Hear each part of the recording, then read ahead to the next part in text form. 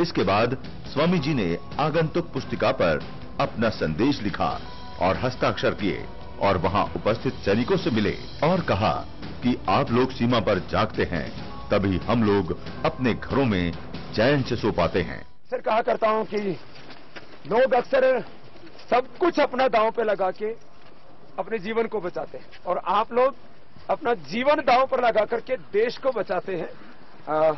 इससे बड़ा कोई काम नहीं हो सकता। आपको मेरी बहुत बहुत शुभकामनाएं। हमें अपने भारतीय होने पर गर्व है।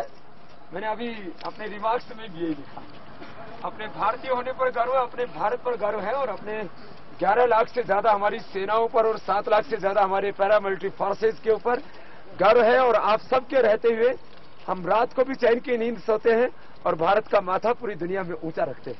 आप सबका मेरा बहुत बहुत धन्यवाद।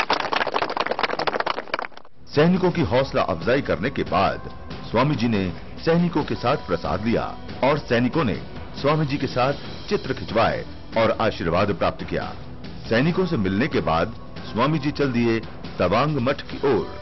तवांग रास्ते में अनेकों जगह लोग स्वामी जी का हाथ हिलाकर स्वागत करते जा रहे थे। तवांग मठ पहुंचने पर स्वामी जी का बौद्ध भिक्षुओं ने जोरदार स्वागत किया।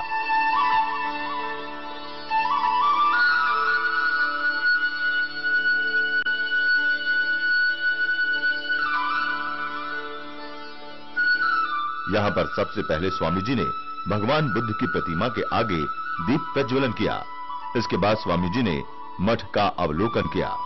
1681 में स्थापित तवांग मठ एशिया में लासा के बाद दूसरा सबसे बड़ा बौद्ध मठ है। मठ की ओर से स्वामी जी को स्मृति चिन्ह भेंट किया गया। तदुपरांत स्वामी जी ने मठ से प्रस्थान किया कलावंग पो कन्वेंशनल सेंटर की ओर, जहां पहुंचने पर स्वामी जी का जोरदार स्वागत किया गया।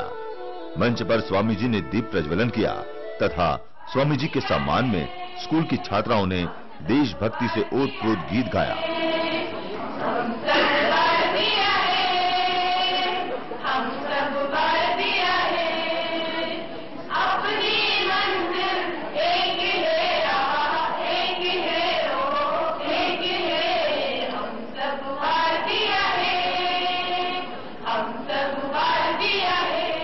मंच पर स्वामी जी का शॉल व स्मृति चिन्ह भेंट कर लोगों ने सम्मान किया।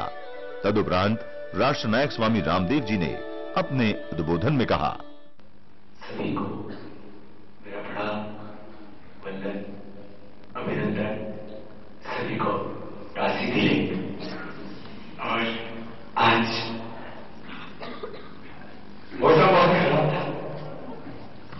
एक बार लगा बिल्कुल नहीं पहुंच पाएंगे क्योंकि भयंकर बर्फबारी है, सीधे आ नहीं सकते थे ईटानगर से। तो फिर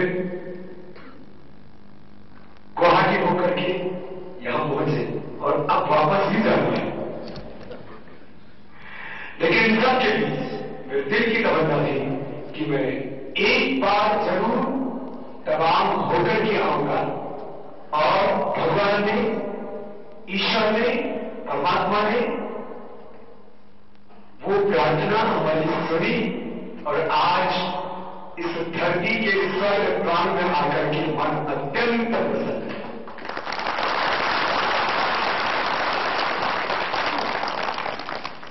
मुझे अपने भारतीय होने पर गर्व है, मुझे अपने भारत पर गर्व है। भारत की 7 लाख से ज्यादा हमारी पैरामिलिट्री फोर्सेस और 33 राज्यों में गौरव के साथ, गरिमा के साथ, शक्ति, ऊर्जा और पराक्रम के साथ खड़ा हुआ ये भारत। अलग अलग भाषाएं, अलग अलग वेशभूषा, अलग अलग संस्कृति और अपनी प्राचीन सभ्यता का निर्वहन करता हुआ ये भारत। आज यदि पूरी दुनिया से मैं भारत की तुलना करता हूं तो भारत जैसा शक्तिशाली राष्ट्र पूरी दुनिया में कोई नहीं। अमेरिका के पास में हमसे थोड़े ज्यादा हथियार हो सकते हैं।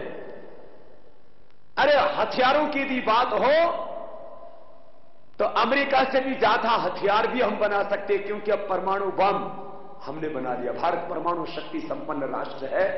ये तो भारत में करप्शन और ब्लैक मनी खत्म हो जाए, जिसमें कि करीब 400 लाख करोड़ रुपए बेईमान चोर गद्दार लोगों ने लूटा है, ये वापस आ जाए तो हम अमेरिका से भी 10 गुना नहीं 100 गुना ज्यादा एटम बम भी बना सकते हैं। भारत आर्थिक दृष्टि से, आणविक दृष्टि से, परमाणु शक्ति की दृष्टि से महाशक्ति है। युवाओं की दृष्टि से वर्ल्ड का यंगेस्ट कंट्री, दुनिया का सबसे जवान देश भारत है। मैंने कहा हमें भारत पर गर्व है और भारत हमारे लिए मात्र एक जमीन का टुकड़ा नहीं, उसको हम मां कहते हैं और गौरव से बोलते हैं भारत माता की। दोनों हाथों की मुट्ठियां बांध करके ऐसे, हमारे पत्रकार भाइयों को भी मुट्ठी बांधनी पड़ेगी।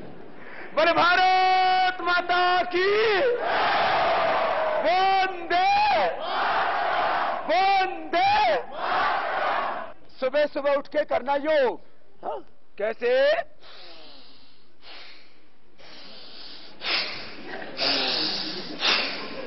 सब करते हो ना? आज तक टीवी पर देखते हो ना? चलो अभी प्रैक्टिकल बता रहा हूं। हाँ, और टीवी पर रोज देखते हो, अभी लाइव दिखा रहा हूं।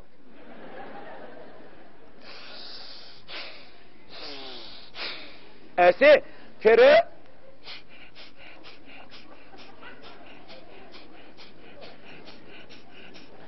सबका पेट एकदम छोटा छोटा हो जाएगा, भुजाएं चौड़ी, सीना उभरा हुआ, पेट सिकुड़ा हुआ, पूरा शरीर कसा हुआ, एकदम मजबूत। ऐसा मोटा मोटा नहीं, इधर मोटा इधर मोटा इधर मोटा इधर।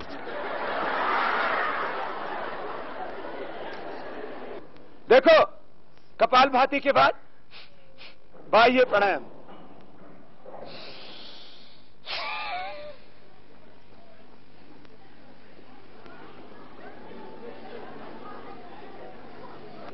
तो भस्त्रिका,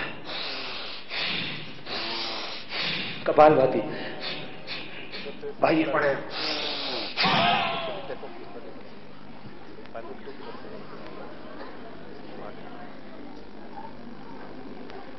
भस्त्रिका 5 मिनट, कपालभाति 10 से 15 मिनट, ये बाह्य प्राणायाम 3 से 5 बार। फिर अग्निसार,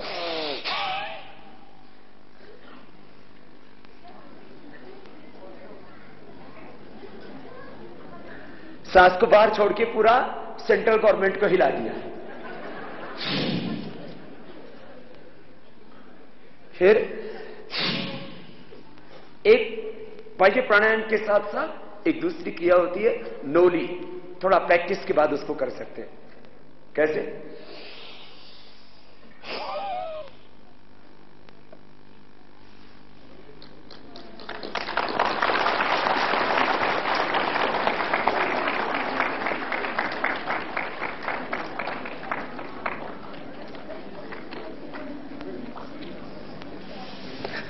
करोगे ना?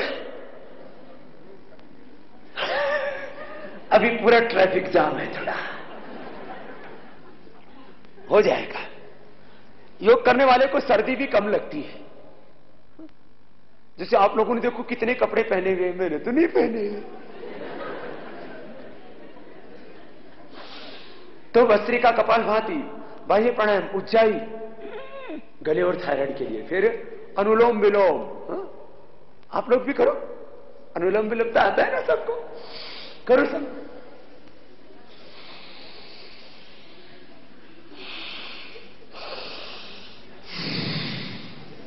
करो अनुलोम विलोम, सबको करना है। अनुलोम विलोम करो।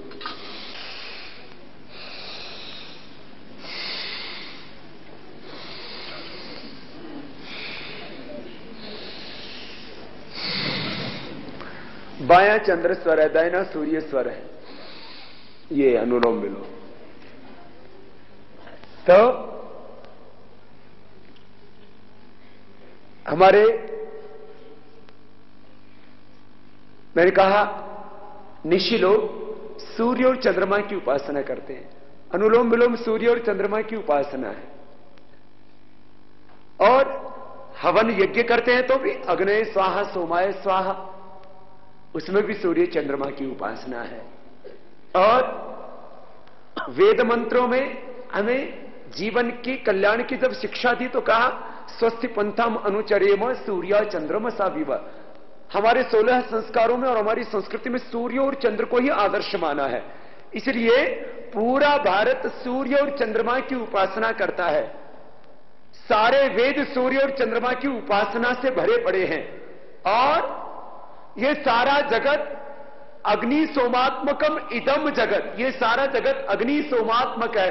इसलिए मैंने कहा पूरा भारत क्योंकि सूर्य और चंद्रमा की उपासना करता है, इसलिए अरुणाचल के लोग ही निशी नहीं, पूरा भारत ही निशी है, पूरा भारत ही एक है, हम अलग अलग नहीं है।